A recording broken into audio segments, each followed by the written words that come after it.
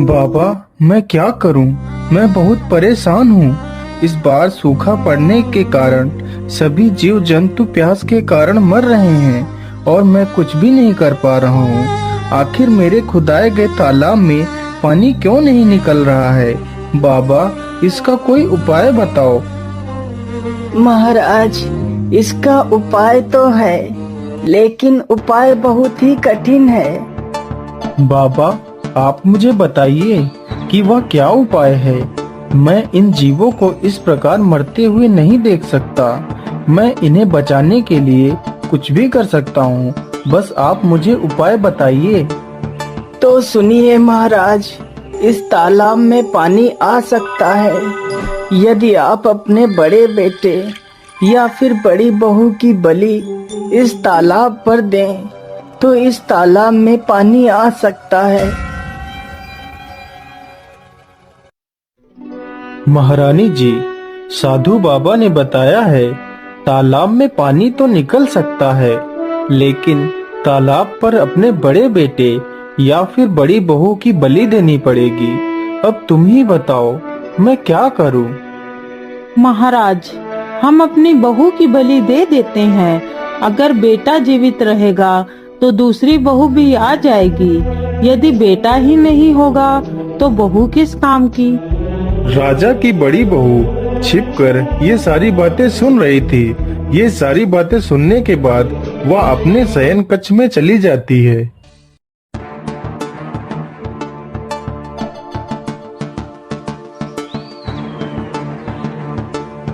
अरे रूपमती, आज तुम इतना उदास क्यों हो?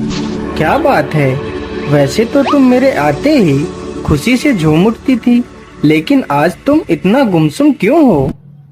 क्या बताऊं स्वामी, दुखी इसलिए हूँ कि हमारा तुम्हारा साथ बस यहीं तक था। क्या मतलब? मैं कुछ समझा नहीं।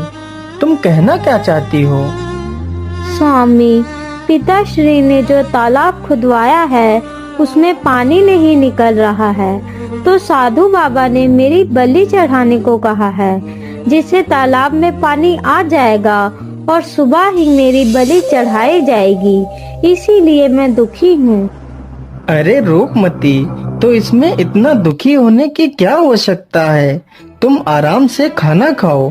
हम लोग आज रात में ही यहाँ से भाग जाएंगे। आधी रात होते ही वह दोनों चुपचाप वहाँ से निकल जाते हैं।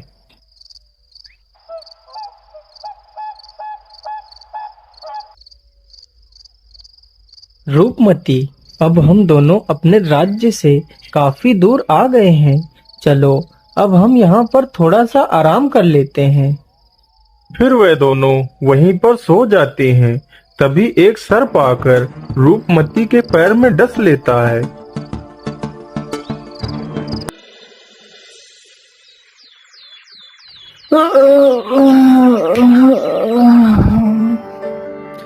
बहुत अच्छी नींद आई।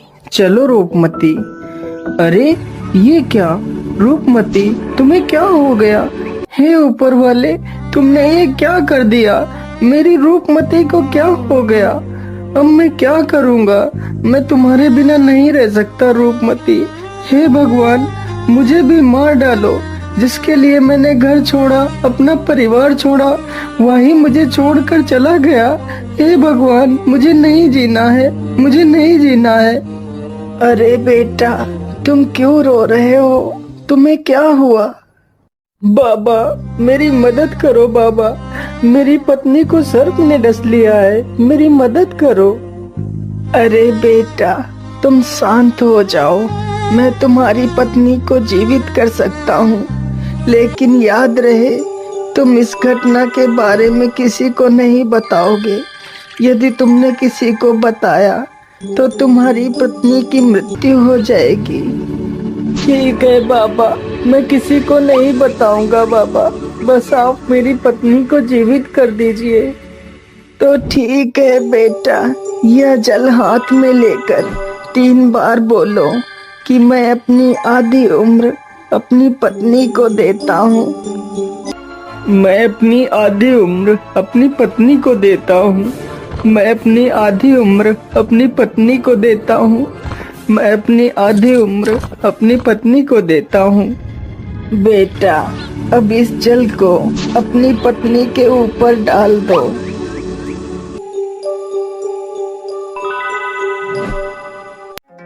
अरे कितना समय हो गया और मैं सोती ही रही और आपने मुझे जगाया तक नहीं। इतनी देर में तो हम बहुत दूर निकल जाते। कोई बात नहीं रूपमती, चलो अब चलते हैं।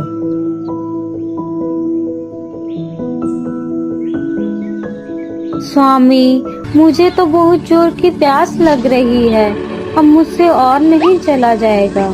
अच्छा सुनो, वहाँ पर देखो, वहाँ पर कोई झोपड़ी नजर आ रही है। चलो वहीं चलते हैं, हो सकता है वहाँ पर हमें कुछ पानी पीने को मिल जाए। अरे भाई, हम लोग बहुत दूर से आ रहे हैं, क्या हमें कुछ पानी पीने को मिल सकता है?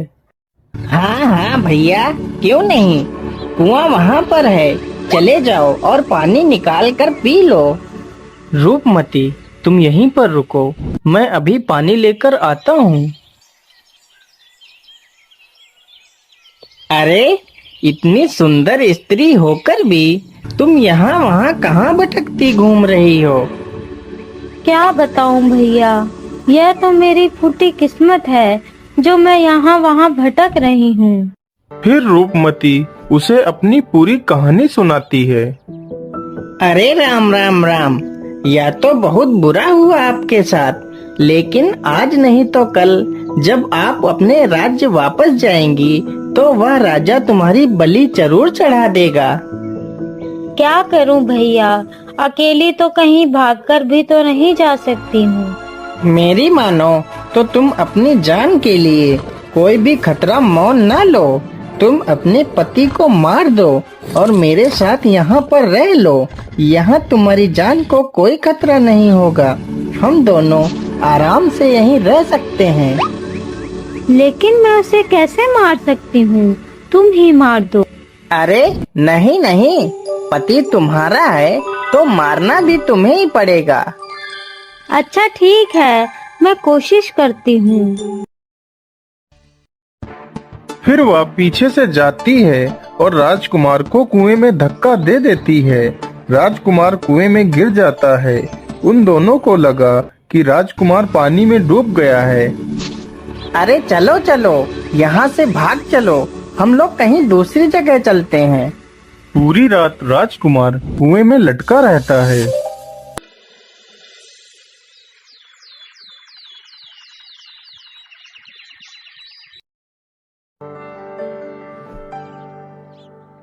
अरे हरिया, मैं पानी लेने जा रहा हूँ, तब तक तू मेरी भेड़ों को चराना। ठीक है श्यामू भैया, लेकिन जल्दी आ जाना।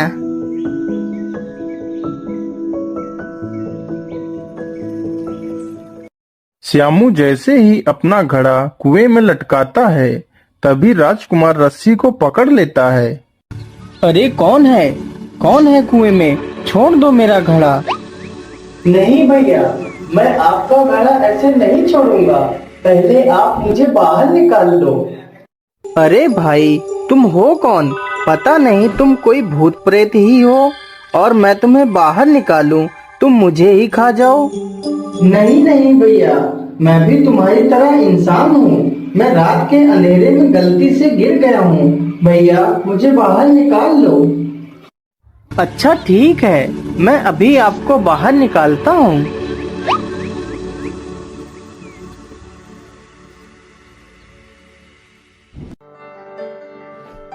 अरे भाई, परदेसी हूँ।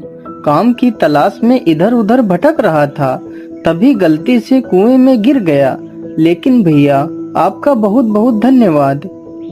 अच्छा भाई, तो आपको काम चाहिए तो चलो मेरे साथ, मैं आपको काम दिलवाता हूँ।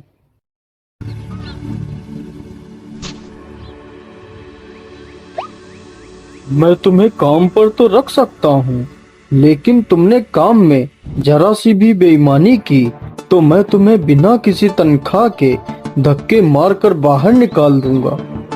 मुझे मंजूर है सेठ जी, मैं पूरी ईमानदारी से अपना काम करूँगा।